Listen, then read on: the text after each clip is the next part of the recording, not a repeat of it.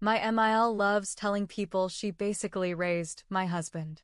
So I made a shadow box for her birthday. Inside, baby photos, a fake report card, and a thank you note from your honorary son. The caption? Thanks for all that parenting from a different zip code. She laughed, but didn't post it. My husband, Jake, and I have been married for over a decade. We live in the suburbs of San Diego, California. Jake is an amazing partner, kind, supportive, and grounded. However, his mother, whom we'll call Barbara, has always been a source of tension in our relationship. Barbara divorced Jake's father when Jake was very young.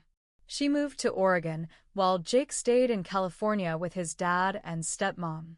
Despite her physical absence during his formative years, Barbara often boasts about how she basically raised Jake. This claim has always irked me, considering she was more of a pen pal parent than a present one. Over the years, Barbara's narrative became a recurring theme at family gatherings. She'd regale anyone who'd listen with tales of her maternal prowess, conveniently omitting the fact that she lived in a different state for most of Jake's childhood. The tipping point came during our daughter's birthday party. Barbara, in her usual fashion, told one of our friends, "I basically raised Jake, so I know how to handle kids." That was the last straw for me. I decided to channel my frustration into something creative. Barbara's birthday was approaching, and I saw an opportunity to make a statement. I crafted a shadow box, a decorative display case. Inside, I placed a baby photo of Jake, a fabricated elementary school report card with straight A's, a thank you note addressed to your honorary son, expressing gratitude for all the parenting from afar. The piece de resistance was the caption, "Thanks for all that parenting from a different zip code." We presented the shadow box to Barbara during her birthday dinner at our home. She opened it, and for a moment, there was silence. Then, she let out a laugh, a forced, uncomfortable chuckle. "Oh, you're so creative," she said, avoiding eye contact. The rest of the evening was filled with polite conversation, but the shadow box remained a focal point on the mantel. Interestingly, Barbara never mentioned the shadow box again. She didn't display it in her home, nor did she bring it up in conversations. However, the frequency of her "I basically raised Jake" comments diminished significantly. So, after Barbara opened that shadow box, things got quiet, but not in a peaceful way. More like the eerie calm before a storm. She didn't say anything bad that night. No snarky comments, no jabs, nothing. Just that weird laugh and a smile that didn't touch her eyes. But I knew something was coming. I could feel it. You don't call someone out like that, especially someone like Barbara, and expect no response. Jake came home from work with a confused look on his face. He had lunch with his sister, Trish.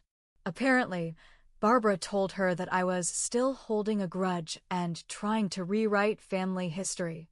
Trish asked him if we were having problems in our marriage. Jake was floored. "We're solid.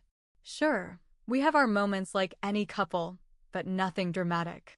Now suddenly his mom's planting seeds like we're one big unhappy mess? I wasn't surprised, just annoyed. I told Jake exactly what I did and why. He laughed not because it was funny, but because it was so typical of his mom. "She does this every time she doesn't get her way," he said. "She flips the story." Still, I could tell it bothered him. Not what I did, but the fact that his mom would stir the pot like that with his sister. About 2 weeks after the birthday dinner, I got an email. From Barbara. Yes, an actual email, not a text. It was long. Too long. Full of, "I know you don't like me, and I've always tried to be part of your lives." She said she felt humiliated in front of everyone when I gave her the shadow box. She even said it was emotional abuse. I had to read it twice. Then I got mad. I didn't scream or cry, I just sat down and wrote her back. Simple, honest, and clear. "I didn't humiliate you. I gave you a gift based on what you've always said. You've told that story for years. If it's not true or flattering, maybe it's time to stop telling it." I never hit send. Instead, I showed it to Jake. He read it, looked at me, and said, "Don't send it. Let her sit with it. She wants a reaction." So I didn't send it. But that was the moment I realized this wasn't over. She was trying to play victim now.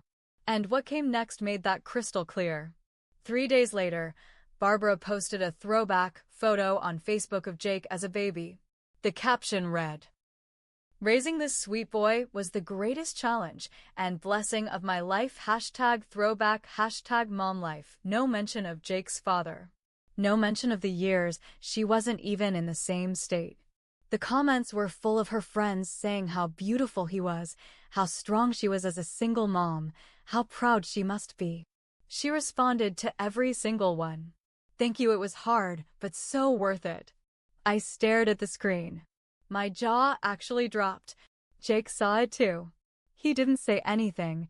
He just turned off his phone and went into the garage. She was rewriting history right in front of us. Again. And now I was mad enough to do something about it. After the Facebook post, things in our house felt off.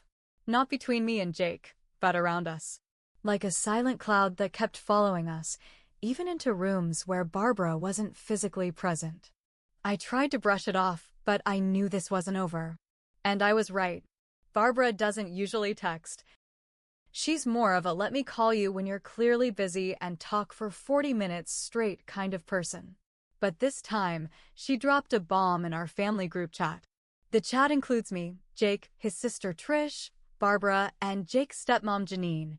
Yes, they actually get along now. Life's weird. Barbara sent a huge paragraph, starting with, "I've been reflecting a lot lately. It really hurts that some people don't recognize the sacrifices I made raising my children." She went on to say she felt unwelcome in her own family, that some people, me, obviously, were driven by jealousy, and that she was the reason Jake turned out the way he did. Trish replied with a confused, "Wait, what's going on?" Barbara answered, "Ask your brother and his wife. They're the ones trying to erase me." At that point, I was shaking. I'd never even said a single negative word about her publicly. But she was turning everyone against us without even saying our names directly. Jake is calm, stoic. But that night, he snapped. He picked up the phone and called his mom on speaker. I didn't ask him to do it, he just did. It rang once. Twice. She answered, "Hi, honey," like nothing happened. Jake didn't yell, but his voice was sharp, cold. "Mom, you're hurting people. You're rewriting the past and turning my family into some weird campaign for sympathy. Stop it." Barbara's voice cracked. "I'm not doing anything wrong, Jake. I'm just tired of being ignored. I was your mother. I am your mother." Jake paused. "You are my mother, but you weren't there. I love you, but you weren't there. And you don't get to erase the people who were." She hung up. That silence was louder than anything. A week went by. No calls. No texts. Then something strange happened. We got a letter in the mail. A real, handwritten letter addressed to Jake. It was from Jake's grandfather, Barbara's father. We hadn't heard from him in years. He lives in rural Arizona, kind of a loner. Inside the letter, he wrote, "I heard things have been tense. I want to say this. Your dad and Janine raised you. We all knew that. Barbara was in pain back then, but she wasn't present. I never said it out loud before because I didn't want to embarrass her. But I saw it, and I'm proud of who you became, no matter who takes credit." It hit Jake like a truck. He sat down at the kitchen table and just held the letter. That man had never once picked a side. Until now. 2 days later, Trish showed up at our house unannounced. She looked panicked, phone in hand. "You guys need to see this." She opened her Facebook and showed us Barbara's newest post. It was a GoFundMe. Title, "Help me reconnect with my estranged family. Goal, $5,000. Description, "After years of emotional abuse and being pushed out of my son's life, I just want to see my grandchildren again." I don't want to name names, but some people have made that impossible. She attached a photo of her holding baby Jake, like it was a custody battle or something. My stomach flipped. This was no longer just drama, it was lies, made public with money involved. People were donating. People we knew. Jake was white as a sheet. She's making herself the victim to strangers. For money. I nodded slowly. And she's not going to stop. We watched Barbara's GoFundMe rise past $800 in just a few days. She posted updates every night, trying to stay strong. Thank you for all your support. One even said, I just want to hold my grandson again before he forgets me. I couldn't believe it. People believed her. Friends, old coworkers, even neighbors were commenting things like, stay strong, mama, and cutting toxic people is hard, but you deserve peace. She didn't just rewrite history, she sold tickets to the show. Jake didn't sleep for 2 nights. He didn't know what to do. He didn't want to start a public war with his mother, but he also wasn't going to let her scam people or lie about our family. So I did something. I admit, it was petty. It was aggressive. It might have even been too far. But I don't regret it. I took pictures. Real ones. One of Jake in his kindergarten play, with his stepmom in the front row. One of him holding his report card, age 10, signed by his dad and Janine. Photos from birthdays, holidays, graduations. Barbara wasn't in any of them. Then I added screenshots of her GoFundMe, her emotional abuse email to me, and some of her worst group chat texts, where she called me jealous and tried to guilt Jake. I printed it all. I built a massive scrapbook-style shadow box. I added a label, The Truth, since everyone seems so interested. Then I created a new Facebook page.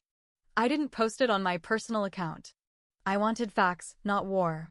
The page was simple. Just the pictures. The proof.